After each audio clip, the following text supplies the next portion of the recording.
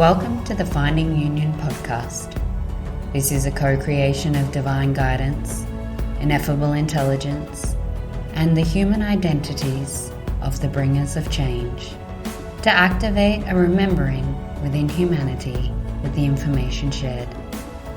The topics and the words spoken in these episodes will allow for the activation within each individual to create a deeper connection with others, self, and ultimately Creator.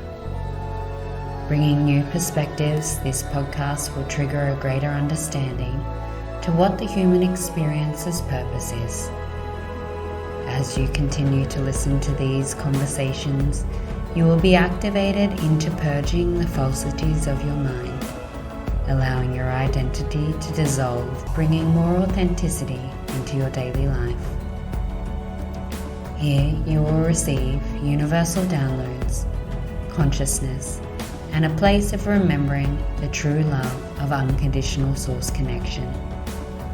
Thank you from all spaces throughout the universe for allowing yourself to connect deeply with the information being shared. Here is your host, Conduit of Universal Truth, Danielle Butler. Welcoming Yuossima from the Trauma Sanctuary, all the way from the UK. And so I'm been up and excited since 4 a.m. to have this chat. I'm really resonating with this queen. Everything I see in her work just lights up my coding, lights up my energy body, and I feel, seen, witnessed, heard, and I see you, sister. So thank you so much for coming to this conversation, this activation, and this clearing for anyone who's ready to receive. And you know what comes up for me as well? Since we activated coming on this podcast, so much to unravel between the two of us. We actually had to cancel this and redo. And it's like, this is what I love, and this is how I know I'm in divine alignment, because everything we do is an activation within oneself. And it's very aligned with your podcast, it's the union with oneself. And I was actually thinking about it before we came on the call today. I was like, do you know what? Like the activations and codes we've done as priestesses and way showers before coming on this, like, is so divine, and it's such an honor. So just thank you for being a part of that journey with me and being a part of my world at this moment. I really do appreciate that. I appreciate you receiving my presence. Isn't it amazing, actually, that the activation piece of setting that intention and moving through and seeing what the divine and spirit and the unfolding takes place. And then when the time's ready, like that full congruency and that coming together for the potency, I've really noticed at the moment that with myself, I've struggled a bit with receiving information way earlier than the manifestation of it. And so surrendering to that, to a new level of trust and surrender of like, it's okay to be aware of the possibilities of the future and just be in the moment of what's here. Do you find that you have, like, what are you feeling in your own experience at the moment around this trust and surrender piece? Like, what is your collective understanding of the energy at the moment? I actually feel like we're in I feel like this is the collective moment of surrender. Everyone I speak to at this moment, we are being called to just walk in the nothingness and just trust in this and just not be attached to anything and surrender.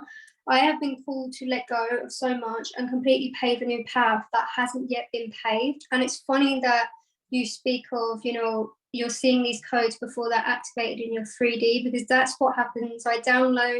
I bring through like this beautiful channeled piece, and then 4 days later, my 3D timeline will catch up with it, and then it happens within my physical realm. And I feel like that at the moment, I think there's something so much bigger than ourselves going on, that, and I'm going to call it out as it is, there's a battle between the light and the dark, and it's very clear. And this is my truth. And this is because we're in separation, right? It's nothing to do with outside forces. It's to do with how we've been in separation for centuries.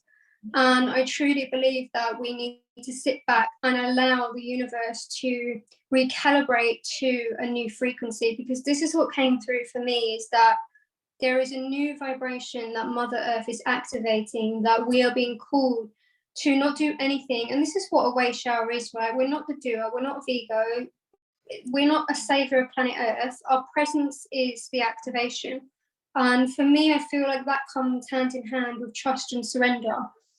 It's being able to have the willingness to sit in your throne as a king or a queen and know that that presence is enough. That allows you to integrate not just the receptivity of the feminine, but the holding of the masculine. I feel like it's something we are being called to master as vessels if we're going to do this work.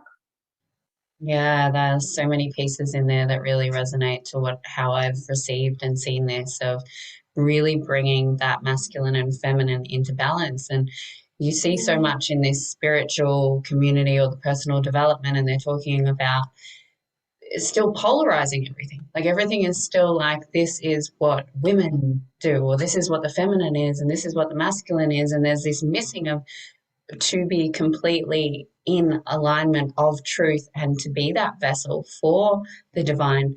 It's both parts coming into that union. It's that internal union. And I mean, obviously we've been in a very masculine dominated consciousness for quite yeah, centuries.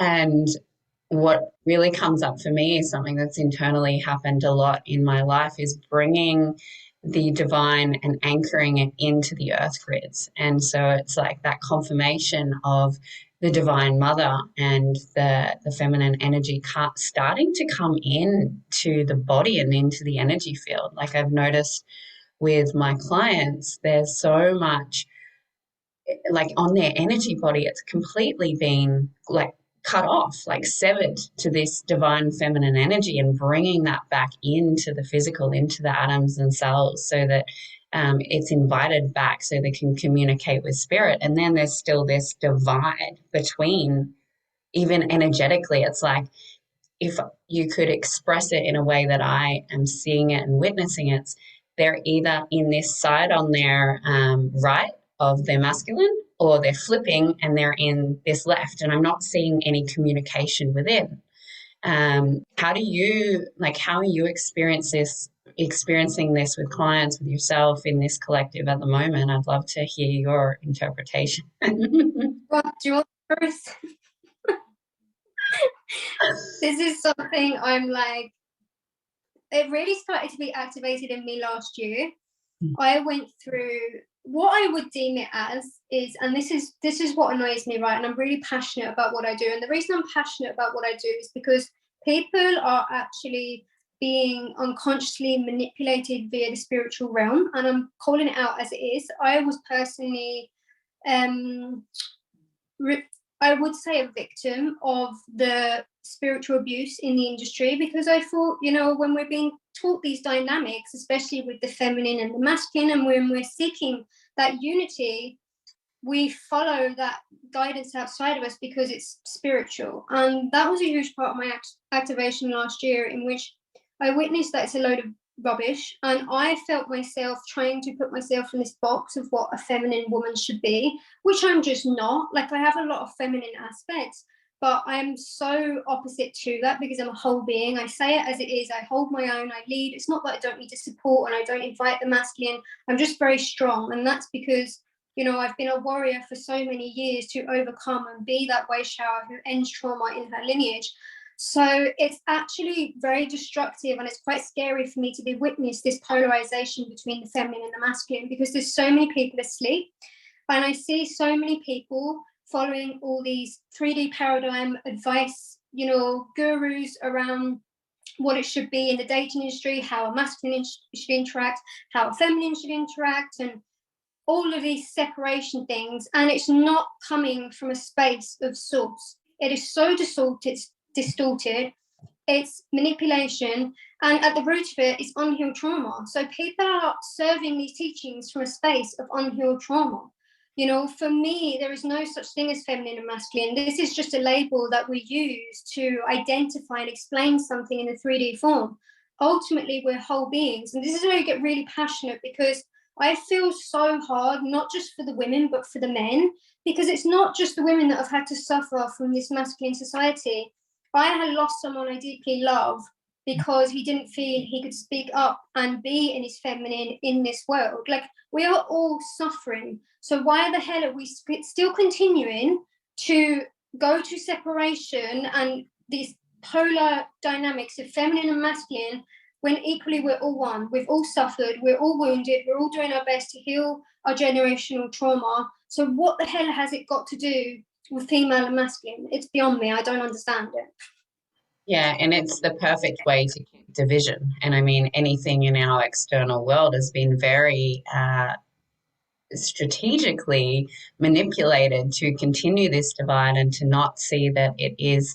I actually saw on your story this morning or in one of your reels, and it was fuck spirituality, love, presence, unity. And this is something that I have come to my own realization of, like, bringing these things in together, and seeing where am I still polarized and where am I coming from trauma. And I always is just, there's two choices. I feel it's super simple. It's like you have a choice of separation or you have a choice of unity in any one moment.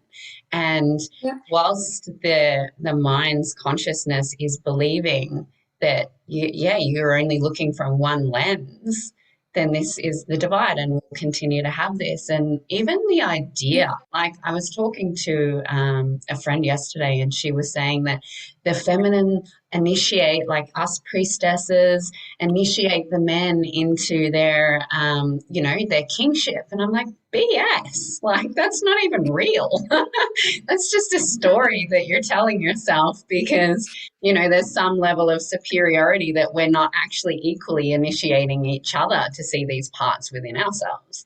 And this, and I still fall victim to it, which is something that got me really a little upset the other day. Was someone that I am quite romantically involved in said that he's been questioning the paradigm of, like, a strong, purpose-driven woman, and he's not sure it's very attractive. And I was like, like, oh, that hurt. Okay, I've got to look at where that is in me, why my little girl is feeling like, if I'm strong and powerful and still nurturing and intuitive and connected, why I'm not feeling that is my truth in that moment, and why that was so icky and hurt so much. And, it's just bringing those layers of that wounded feminine up to integrate with my wounded masculine, because they're both there at the exact same time.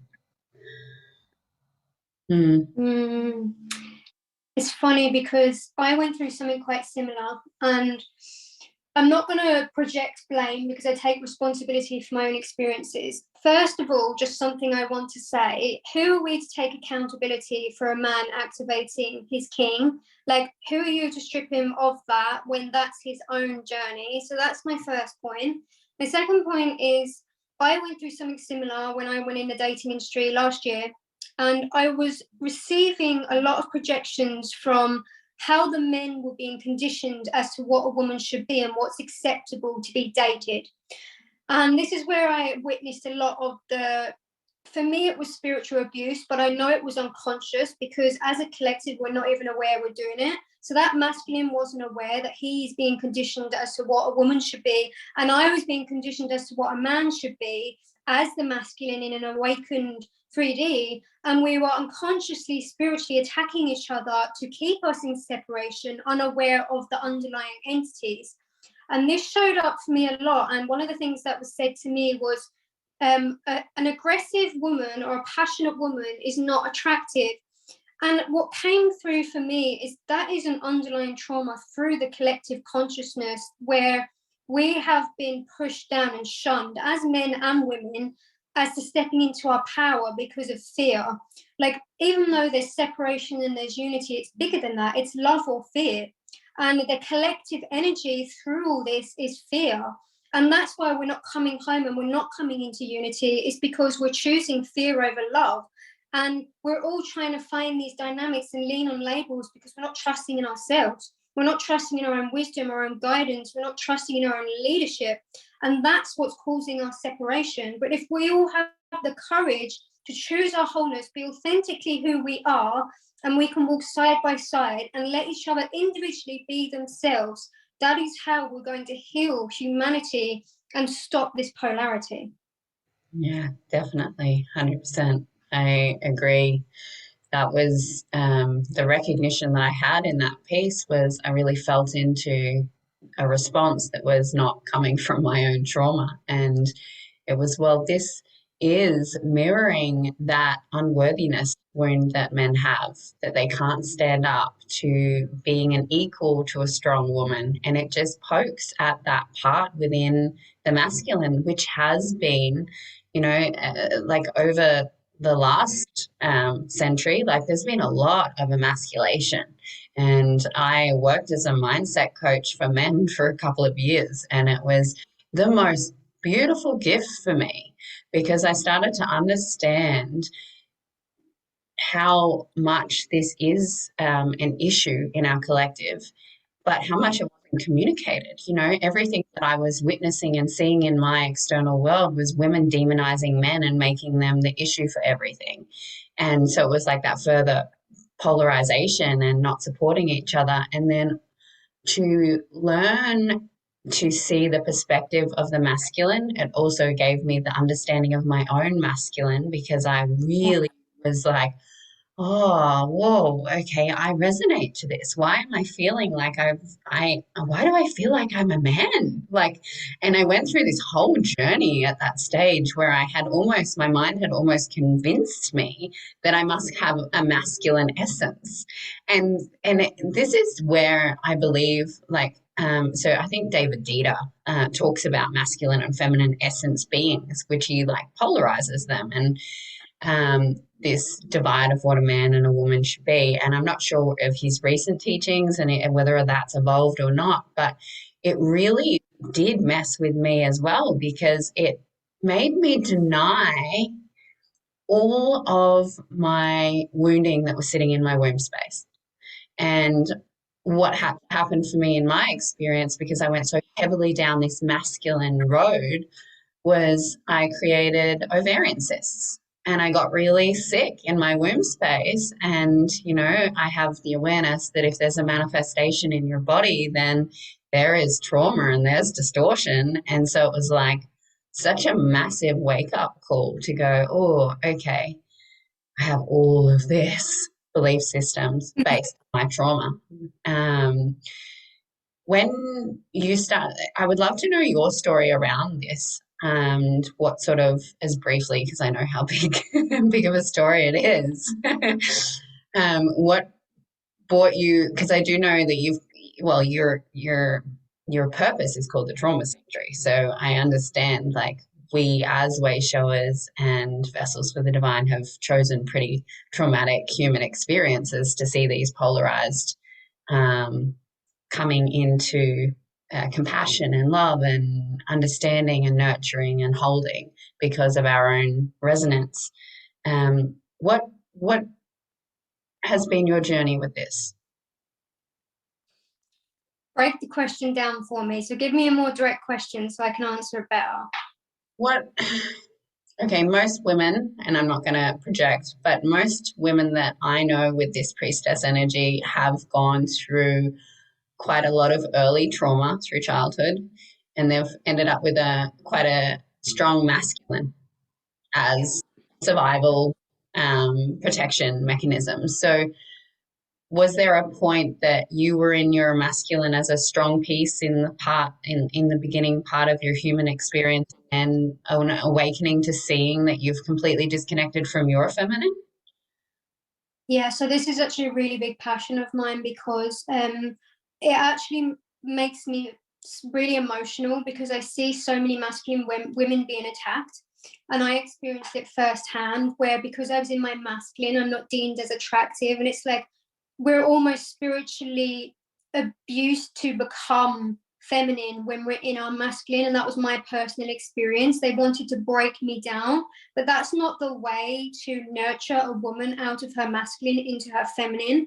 And this is what I want to bring awareness to men and women. If anyone's listening to this, those women are in their masculine because they have been deeply hurt. They have gone through generations of trauma that had broke their soul, not their heart, but their soul. Their spirit has been broken. So we build up these walls and return to the masculine, which we've been conditioned to do for generations through our female heritage, because it's all we know to protect ourselves from that pain. You can't force us to face what's underlying. You have to nurture us into a space where we're safe to face those wounds, because I got so annoyed at this, and there's so many times I had to walk away because it's so destructive, and people are repeating the cycle of woundedness and serving out of unhealed trauma in the dating industry. And I'm saying it as it is, and I'm calling it the F out, because you cannot keep calling out masculine women that you're not lovable as you are. And this really hurt my heart to see there's people out there projecting onto women that you're not lovable, because I had to turn to my masculine because I was so broken. If I didn't turn to that archetype, I don't know if I'd still be here. It was genuinely fighting for my life. My body was broke down due to fibromyalgia. I'm a survivor of sexual trauma. It was what I had to do to genuinely fight for my life. So who the F are you to project onto me that I'm not lovable? All you're doing is repeating the cycle of woundedness. That is not calling me home. So that's become one of my biggest, I think, activations for my voice, and to be an advocate for women who are in their masculine. Do not rush back to that feminine state. Do it in a timeline that's most aligned with your well-being. And if people aren't happy with you being in your masculine, F them. They're not part of your journey. If they're not willing to hold you in a safe and sacred space, themselves aren't actually healed themselves. So why would you want to be guided by people not healed from their own trauma? Yeah, I really resonate to that. And the understanding of how deep that wounding is, um, from the ancestral lines, like what's actually comes through our genetics, and the suppression of the power within, like, that sacral activation. And yes, it goes in for men and women. It goes in for all of us. We've all been suppressed. But this really challenging piece for me, was that it was like understanding that I have my own, there's a collective, and then there was so much ancestral, like fear of power, fear of being whole within myself, because I was either prosecuted, or I was abused, or I was shunned or banished. Like a big piece for me just came up the other day was the Lilith energy. And, she didn't bow down to Adam. And so she was banished. And that was sitting like deep within my root chakra. And I was like, just completely unaware that it was there, but it was affecting my now experience. And I know the most healing that I've received as a woman in this experience has been when a man has been able to stay sovereign within himself and receive me in my trauma and hold himself and say, I understand, like I'm hearing you, and just witness, like the witnessing of me in all of my feminine emotion and trauma. And because I had the story, I'm too much, you know, I'm crazy. Like, yeah, all Way of too much. all of this intensity that I couldn't even be. Like, I found it, I was like this in my feminine. I'm like, Yeah. to even allow myself to be in that was like super, super difficult. And then, when you have a masculine that's like wronging you, or not opening that safety, yeah, it is really healing when that is possible. I can feel it all in my body now. I'm like, oh. The craziness must have come up. Let it up, girl. Yeah, that I mean, and this is collective wise, right? I know that the men that push away their own inner feminine because of the internal crazy and chaos.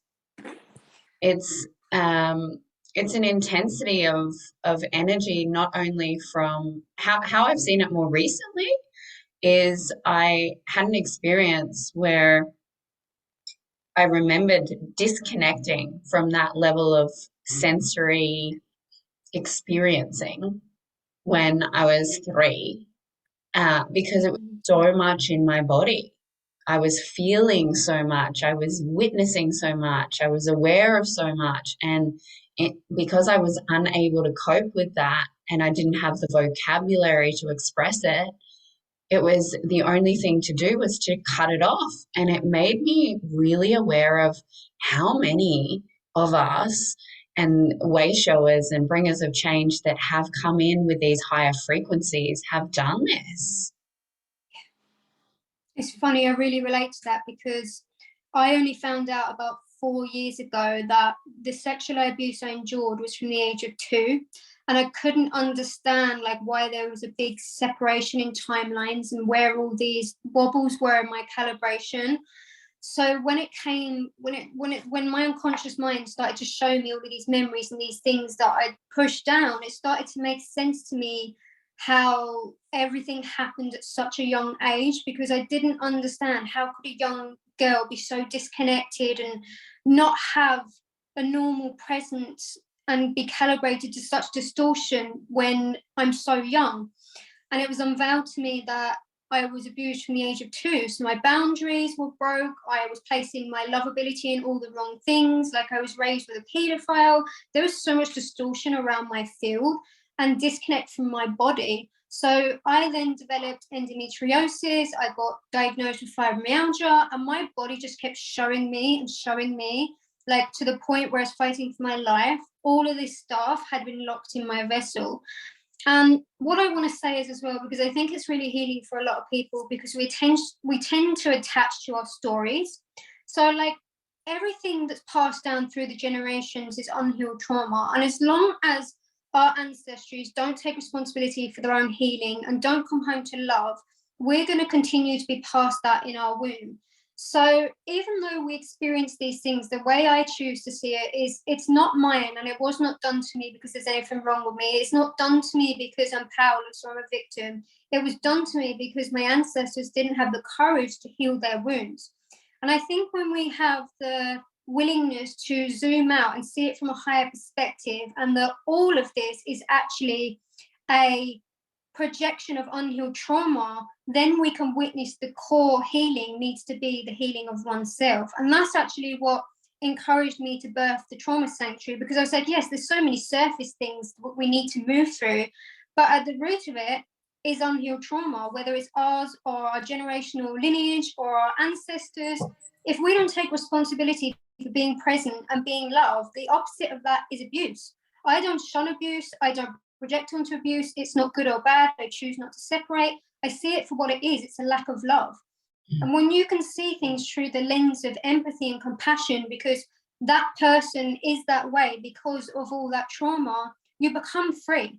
Because I see a lot of people are victim to these experiences, and we're not. We're just the ones who are not yet healed, who are being called to activate their sovereignty to come home to their presence. Yeah, definitely.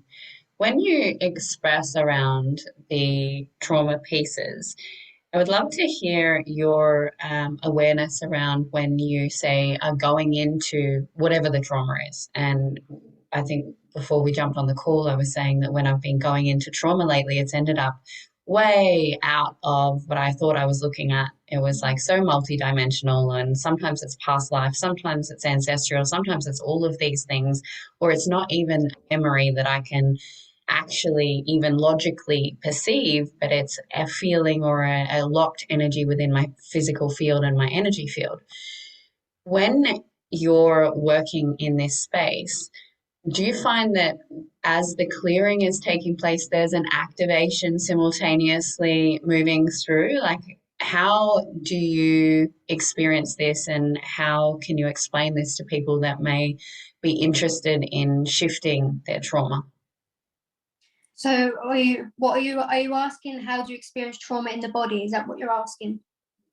And in a clearing, in a process. So when you say identify trauma in the body and then you Yeah. decide to lean into it, what do you experience as a process for that? Okay, so I actually had a conversation with a sister before this. She was voice noting me because she had a trauma moving through her. And, I will share something that I have learned over the years. I think we're very much conditioned to come out of the body when we go through trauma, number one, which is causing dissociation and disorientation because we're trying to understand at a cellular level what this trauma is. And I know so many people who are working with their trauma and they want to understand what is happening because their 3D mind needs to have that sense of control. And when we're experiencing trauma, we're not in control because it's an energy, right? And we're not our energy, we're not our thoughts, we're not our feelings. So we have no control over that experience. So what I will say is, and this is what I wrote in my book, The Truth of Trauma, it's just a vibration, it's just a frequency, it's not anything. If you start feeding it and attaching labels and stories and try and understand it, you are actually attaching to your identified self. And that's what creates separation within yourself, is because you think you're that person who's experienced that trauma, or you think you're that person who's clearing their ancestral lineage. We are just beings feeling our way through emotional experiences. And I find for me, the most healing thing we can do is completely to detach from trauma itself and just witness it for what it is. This is just an energy moving through my body. And the way I explain it is you have your subconscious and your conscious mind. So the more embodied you are, you're going to feel a higher level of trauma in your body because whatever's in your subconscious mind is felt within your vessel. So all those memories you've suppressed, all of those multi-dimensional experiences you're explaining, the more in your body you are, the more you're going to feel it physically. It can come through shaking, vibrating. Our body reacts in so many different ways, but the process doesn't require you to attach to the experience. Our responsibility as a way shower, a leader, a healer, is not to understand it, is to be intimate with it, love it. Because when you choose love and when you choose presence, which is not attachment, not discord, not labels, not identities, that's when you dissolve it like that. And that's why I say you can quantum leap through trauma. You don't have to relive it, you don't have to feed it. People think you have to go counseling and therapy and all these things. You're actually re-traumatizing your mind. So the more you actually get to know the trauma, the more you're going to become disconnected from your true essence. So the key is to be in your body, feel the experience, be one with it, embrace it, but let it pass from a state of ease. And the more you can actually teach yourself to do that, you're becoming the master of your life because you're no longer powerless to your trauma because you're not attached to it. So that for me is the most profound thing that I've learned to do within myself over the years, because I still experience panic, I still get trauma. I spoke to you about this before. My body is like this because I'm releasing so much trauma, but I'm not doing anything about it because I'm not the doer. It's nothing to do with me, it's leaving my body. And all I'm doing is choosing my commitment to love. That is the core of everything. Yeah. And it's even in that process of like the purging of the trauma or the releasing or the clearing or whatever terminology fits your paradigm, it's the witness. And I feel like that's really important, is like you can't shift something unless you witness it. But it's not attaching to the story of what that is. It's not even trying to understand why it's there or what's moving. It's just, okay, the witness can be like microseconds at times where it's like, oh, okay, this is sorrow and it's just gone. And then there's no story. It's just like you recognize that that was a whole heap of sorrow that was sitting in your body. And in that, just giving it up. And there's so many different ways that you can release or clear it or give it up. And I feel for me with a similar process of just understanding that it's not avoiding it, which is more the masculine way of like, I'm not even going to look at it, I can sit in my peripherals.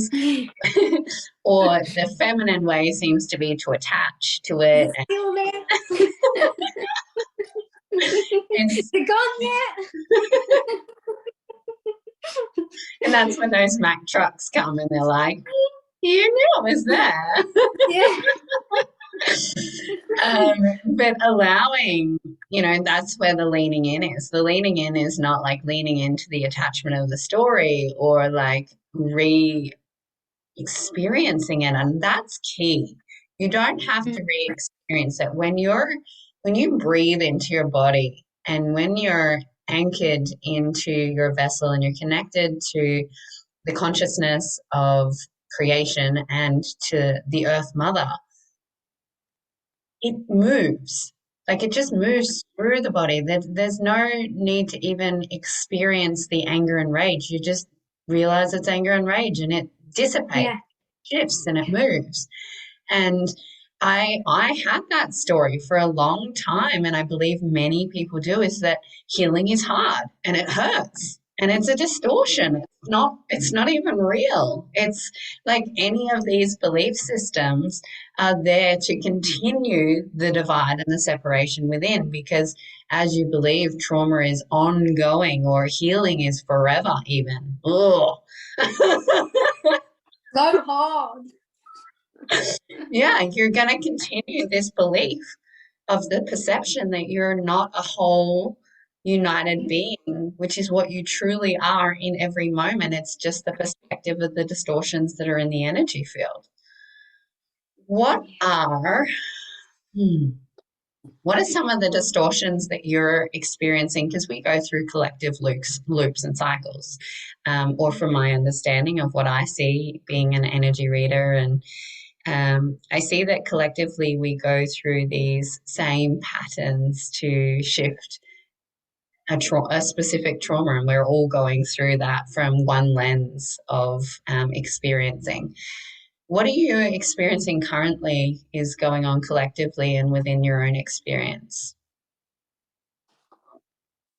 Do you know what's coming up for me big time is a lot of victim consciousness.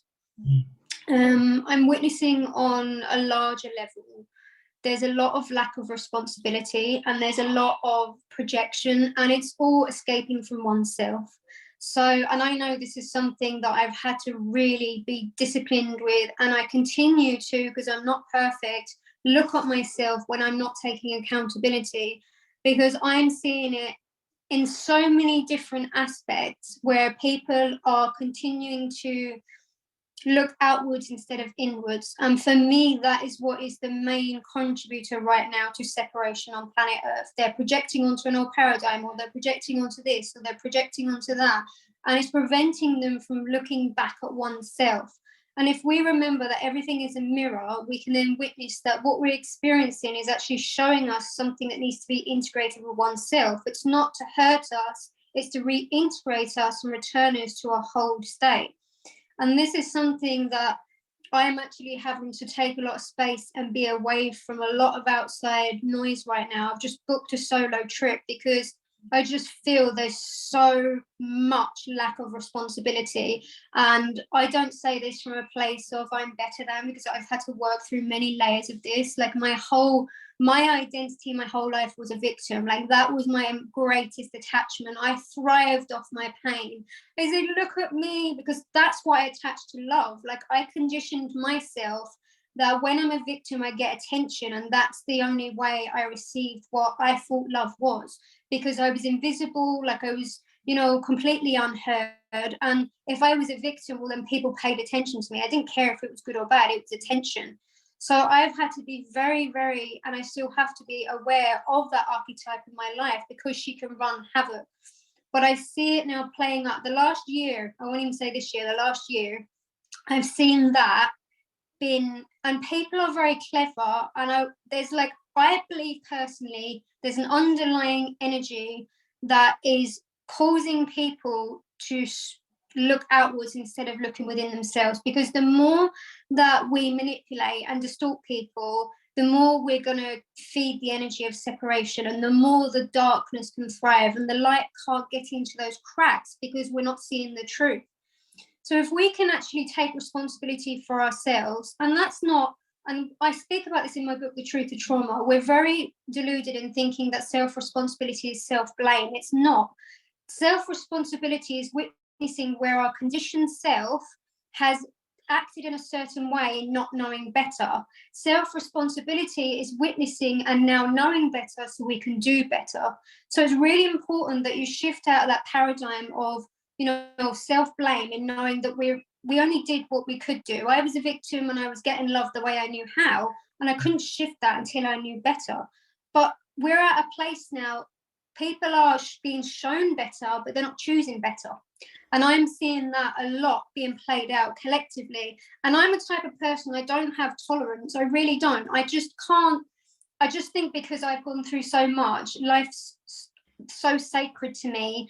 I'm not going to sit there and convince you to look at yourself. If you're not going to look at yourself, you're not going to look at yourself. But people need to understand as well, the more we refuse to go within, we're not contributing to the greater good. We're contributing to repeating the cycle of woundedness. We're contributing to projecting trauma and hurting planet Earth. We are creating more chaos. One of the things I've seen, especially with the C word, we're not going to say it, that happened a few years ago, I believe that was meant to be, and it was a huge shake-up for people to start taking responsibility. Stop blaming the government, stop blaming the systems, stop blaming all of these things, and look at how you've created a world you're not happy with. Because we've all created our own paradigm. We all have our own paradigms. It's a projection of oneself. So how have you contributed in a way that's not of service for planet Earth? And that's been my greatest thing to observe over the last few years. Yeah, 100%. And it's one that continually comes up in my experience as well. And the moment that it really solidified was when my mentor was, and I see it envisioned, and I'd already done, it was like the embodiment moment. Like I had realized that I'd already gone into this place of ownership of, if my reality looks like this, then I'm responsible for this. Like, and it's not victimization, right? It's actually empowering. And it's like, I choose to see my shadows because I no longer want to choose to live an experience like this. And I had to see it that way. And I also had to see it very polarized in the beginning, similar to something that you said in that was, if I don't choose to look at the truth, then I'm choosing to spread unconsciousness and evil into the world, because that's what it is, really. Like, I'm choosing not truth, which is not of light and love, which is separation, which to me is the level of evil that has been created in the world. And so until I came into a place where I could be more unified within, that was how I had to look at it, very black and white. So I could look at all of my own internal stuff. But my mentor used to be like, anytime you're doing this. And so it was like, okay. And it's a gift, you know, it's the one piece for rapid quantum shift, I believe, is having the willingness and ownership for your experience. If you have the willingness to see yourself and to own what you're like, whilst not attaching, to own your experience though, without that self-punishment and the story, it's like, that's the witness. It's like owning those parts within the self, and that magically shifts your experience quickly, and the downloads and the awareness. And it's like, just in that willingness, it's like that feels like the shift, and that's out of victim consciousness. And there are not, from what I'm witnessing and seeing, there is not that many people that are really willing to go there. And you know what? And one thing I will say, there's two things I'll say. The first thing, we have to be in a state to be able to take that accountability, because when you're in survival mode and fight and flight, it's not going to happen. You're not going to be able to be the healer of oneself. So give yourself a break. Number two, people don't witness, and I see it over and over, and this is why I just kind of had enough, because people don't realize they take responsibility and accountability, but they do it from a state of, I'm going to beat the shit up out of myself. And you're still repeating the cycle of trauma and abusing oneself. Your abusers have won, basically. Your lineage of unhealed trauma has won because you're still abusing yourself. This is what really annoys me as well in the when I see entrepreneurship, right? You see all these women and men showing up doing this incredible work, but they're not doing it from a healed space. And I don't say this from judgment, because I was that person for many years. I do this from I see you because I see myself. But we don't realize that we're leading from a space of abuse. Like, we're doing the work, we're putting our success before our generational mission, which is to heal of unhealed trauma, and we're actually leading people into more unhealed trauma. And it's like, and this runs into many areas of our life. It's not just entrepreneurship, it's happening within the system, within the government, it's happening everywhere, where people say they love themselves and they're doing the work and they're accountable, but they're still beating themselves up. And I'm like, hang on, you're still repeating the cycle of trauma and abusing yourself. So number one, it's when you are not in a state to be responsible and heal yourself, don't beat yourself up because you're still repeating the cycle of trauma. And number two, when you are in that space, don't beat yourself up because you're still repeating the cycle of trauma. So it's like, you need to be doing accountability and responsibility from a space of, I forgive myself. Like, that is what it is to be home. Is I was doing that from my conditioned state. And I come back to Jesus all the time, because he always says, how can you blame the man for what they did not know? Like, that's where, when we shift into that new paradigm of taking accountability and choosing to be the change and choosing to end the cycle of trauma, we do it from, okay, I forgive my former self because that's what I was taught, but now I'm going to do better. So I just wanted to really point that out. Yeah, and they're really good points. And I feel like, actually, speaking into, like, a lot of the people that will be drawn to this podcast are way showers and bringers of change. So most of them have already been, quite deep into the work, but they're also sharing this message. And sometimes we can forget that when you're newly, I guess, going through a big shift of awakening to this shift in experiencing life, that what is needed when you're first going into that is to calm the nervous system, right? To bring some level of peace to the nervous system. And that's self-compassion, that's rest, that's retreat. And we have these cycles over and over within our own experience. It's like, how many dark night of the souls can have you and I and many others experience? It's like, oh, we're here again. Okay. But we see it's seen differently. But in those moments, it's, okay, my nervous system is challenged at the moment, and I am in a more triggered state. I am in a more survival space. What do I need to nourish what has been programmed and is so easily in it, to start to bring that back into a place of equilibrium so that I can move through things. I feel that it can often, when anyone's in this space of, I guess, rebirth or purging, it can be like, what do I do to get out of it?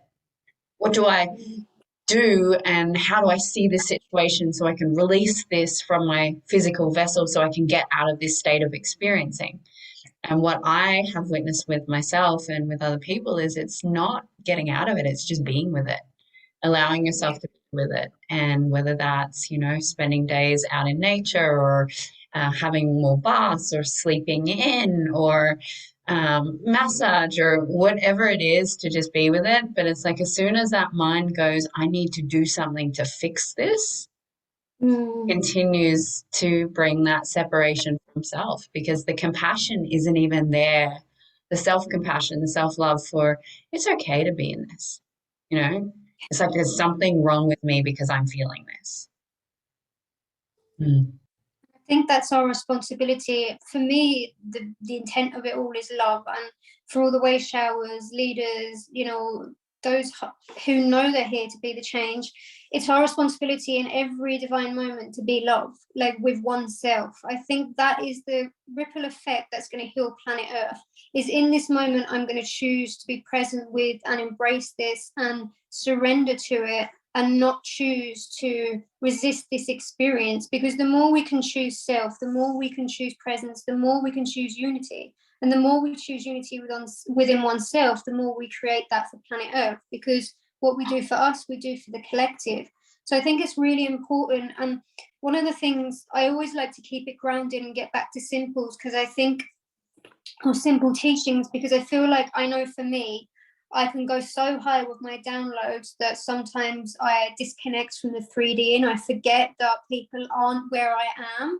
So I like to constantly bring things back to the truth of we're here to be love and to be in that remembrance, because ultimately that is how we're going to heal planet Earth. It's not what we do, it's not accomplishments, it's who we are, it's who we hold ourselves as, it's how we lead. This is what we are dedicated to, and I believe our souls activated for us to do in this lifetime is to be a presence of unconditional love through all experiences. Yeah. What do you feel is a practice you could share in for someone who may be experiencing their nervous system, is a little bit triggered and they're out of their center, and maybe they're going through an experience of purging and they want to find that place of self-love or self-unity, connection in those challenging times. Is there a process or a tool that you can share that you feel is like a go-to way for someone to find love in those moments where they don't feel it? I will say the first thing is, I find that's the most hardest place to find love is when we're in those moments. And for me, that is the ultimate moment of surrender to support. When I am in those moments, I feel if I am not capable of giving that to myself, the body receives touch and intimacy to a safe space within oneself. Because in personal reflection of my own journey, when I'm in that, I go into the masculine of doing rather than being, because I am not feeling safe in my body. So my advice when you're in that is to seek someone or align with someone who's you can trust, and allow yourself to surrender to be held by them. Because for me, the most deep healing experiences has been allowing myself to be held when I can't hold myself. Because when my nervous system is that bad, I don't feel loved when I hold myself, because I feel like I'm doing this alone, and that's when I slip into separation. I feel like it's 99% impossible to enter unity in that state, and that's when we need to find external support. And that's why, and it's funny because essentially I feel like as healers, leaders, way showers, we're not needed because we are the own savior of self. But in the same richer respect, we choose each other. So it's not that we need each other, we choose each other. So my sovereign truth would be, choose somebody, not because you need them and because you need fixing or because you need saving, but choose somebody so that you could be mirrored back the love that you are, until you can return home to love with yourself. Powerful piece. A big recognition for me and journey for me last year was going into that space of choosing to be held, because I would surrender in those in those moments. I would surrender in those moments to be held by source. And what I found was I was really dissociating and disconnecting from my human physical um, requirements to go into depths that were scary to go on alone and were frightening. And why I feel, and I know that you have a level of intimacy in your practices as well, and that you have a retreat coming up, which I'd love to hear about, which involves this level of healing through intimacy and sensuality and understanding the touch, the touch of the body. And this feels like such a massive distortion in our collective. And it's one that I'm so clear on what's true, pure, and of love. And yet I still find that people are unable to receive what I'm expressing and they see it in a completely different way than what it is. But what I've started to trust is my body and spirit in how I can hold space with people. And sometimes that is like so intimate. That's like holding someone and like putting my face into their neck and allowing this energy and coding and light language to come through, and like this really nurturing what people have decided is only okay in relationship, and how deeply I still actually desire that as a possibility for myself in all of my relationships. Like, I want to be able to come to a place where people recognize that nurture, sensuality, love is not a sexual, distorted, lower frequency experience. It's holding each other so we can open to more love. It's an emotional one. I found this quite hard because my whole life I've been conditioned to keep people here, right? Like that was safe for me. Like you're not getting past the end of my arm. Stay there and don't get into my field, because I was so afraid to show my wounds and my brokenness of what I deemed as broken, and I didn't want to be seen for who I am. And as I went through years of healing, when I went through those moments and dangerous moments, and this is what people don't share, is there's really vulnerable moments that are scary for us, where we face stuff where it is like it's a challenge. And I found the way I was treated throughout that really created a desire for me to want to love the world, because I felt so unwanted during the moments where I needed to be held the most, that that was where my desire was born for the trauma sanctuary to be the change, because I just felt like I was being mirrored back that I'm broken, and that did not help me heal. And that's when I started to allow myself in through those layers. Like it wasn't that I was keeping people out, I was keeping myself out. That's when I allowed myself into my wounds and my brokenness and my scars. And that's what really birthed this desire for, I want to be with myself. I want to be present with myself. I don't want to just love me in the good. I want to love me when it's hard. And I actually find it so profound that I was someone who gave my body away because, you know, I was sexually abused and I thought that's what love was. I was so distorted. People held me down. They spat on me. Like I was treated as absolute dirt. Like that's what I was raised in. And I find so much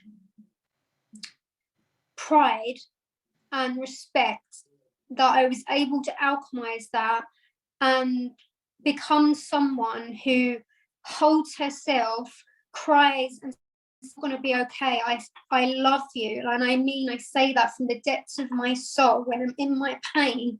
To be able to become that woman from someone who was conditioned to hate and want to kill herself, I feel like through that transmission of my own alchemy of being intimate, that's what's birthed this desire for, this is what's going to heal planet Earth. Because when we are so broken and we are in our dark phase where we don't run, I will be honest, I would not let anyone near me. I would make sure you hated me to push you away. And that's what enabled me to witness the dark through the lens of love and see that when people are in that state, I am not going to accept that you don't want me. I'm going to sit with you for 6 hours if I have to, until you surrender and cry. And that is what I want to do for the Trauma Sanctuary, the work I do. That's what I want everyone to do, because that is how we're going to come home to love. It's not by pushing each other away, not by attaching sexual distortions we've been passed down through our lineage, but by saying it's okay to be loved and to be intimate with each other in a non-sexual way, because this is our natural state. What's wrong with us is not actually that form of intimacy, but actually that we think there's something wrong with it. And when I was activated, received that into that, I felt home. I said, this is what I want to do. And I mean, it terrified me, Like I had to work through about 2 years of layers to get to the point where I could actually consider even bringing that through to the world. But I knew that was the path I had to take. Yeah. And that, I mean, that resonates so much. And I do feel, without categorizing and limiting people, that this comes through as quite a strong piece for the priestess's path. And it's a realization of how healing that nurturing yielding is. It's like the mother energy through all of creation that we so desperately desire to feel held and nurtured, and like someone's there holding our hand, right? It's like an energy of I was sitting in ceremony the other night and I could really feel this distrust for the feminine energy. And I was sitting in this very intimate space and I could feel the level of intimacy coming through my body. And I just had my hand on their heart and their sacral. And then with every bit that the opening took, and I have no idea, like you, I was committed to just being there until that shift took place, until that opening, until that realigning, until that allowing came in. My body would soften, like it was opening for me to soften in. So then I was able to, stroke a part of the field that was requiring that energy to move. But I didn't have to do any like intense energy work. All I had to do was be there with this radiation of love, physical touch, and nurture, and telepathic communication of, it's okay, I'm here, I'm not going anywhere. And even like sending that through an energy and witnessing the body open more and more and more. And the nervous system was very heightened at the time too. And watching that, settle and settle and settle. And I feel like for me, it was that confirmation of, deconditioning. I've looked to look at it so much with my own sexual trauma, my own distortions around love and intimacy and sex, and um, all the different layers of working in um, experiencing that, to come into a place of that's actually love. There's nothing impure about that. There's nothing that should be created, that there's jealousy. There shouldn't be I'm not worthy of this, or what will people think of me, or it's just holding. Like that's what holding is. And I'm very passionate about trying to shift this distorted paradigm so people can open to being like received, like touch therapy. And when even the word intimacy and the distortion of what is intimacy. And I know we could talk for probably hours, but I would love to hear about your retreat coming up, which is based on this intimate connections and the healing, and what other ways people can get in touch with you if they're resonating and feel that you may be able to guide them into more of themselves. So I'll keep it as short as I can. But basically, the retreat was activated 5 years ago, but my own activation began last year, where after 4 years of celibacy, I was intimate with someone and it triggered up a lot of trauma in my root chakra. I'm actually writing my 3rd book on it now, Sacred Union, which is obviously soul aligned. And when I was going through that, I was served with the activation of, this is preparing you to hold space. And I will be honest, when I was first activated to do these retreats, I was in such woundedness that it broke me. And I was like, I won't be able to do that, because I was so broken. I was holding so much within myself, whereas now I'm in a completely new caliber within myself. But when it came through, it was really hard for me to receive that. And this is most of my work. Like everything I do is very hard for me to activate because it's required so much within myself. So I just knew that as I was going through this experience with the person at the time, I witnessed how much projection, blame, shame, woundedness, trauma can separate two people and really distort love. It turns something very loving into something very opposite of love very quick. And this made me really birth this desire to want to hold space for couples to help them come into intimacy from a state of ease, to be able to guide them and hold them, to be able to express themselves, to be able to be aware, because people don't understand it takes a mastery to hold yourself, but when you're holding yourself and someone else, it's a whole nother level. So I really wanted to birth something that really integrates within oneself, not only how to hold themselves through their own triggers through sexuality, but also when their partner is experiencing that trigger too. And this is something that has been activated over the last 12 months, and we're going to be holding our first one in Marbella, December this year. There's 4 spaces for 4 couples. It's like a 5-star. We've got a private chef. It's like a $10,000 villa. It's so beautiful. But I had this vision, and I knew that I wanted it to be a really special, sacred place, so that when they go there, they know it's intimate, like we're all together, we're connected, we're one. I didn't want any separation within the experience. So you can find all the details on our website, thetraumasanctuary.co.uk. We have loads of other services, but the intent of it is to help you to come home to love, to be present, to be committed to being a legacy that is embodied in love. Because I'm going to put it out there, and this is my truth.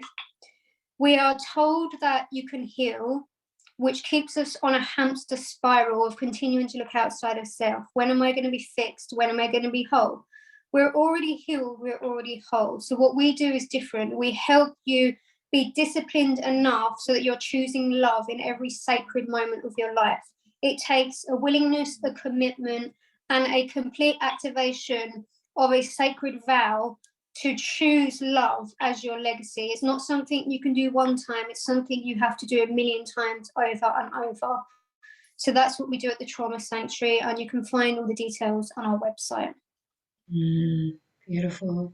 Thank you for your activations, your vulnerability, your authenticity, witnessing you in all of the work that you've done. I see you, and I am really grateful for this conversation and you carving out the time to express and share all of the wisdom that you've embodied.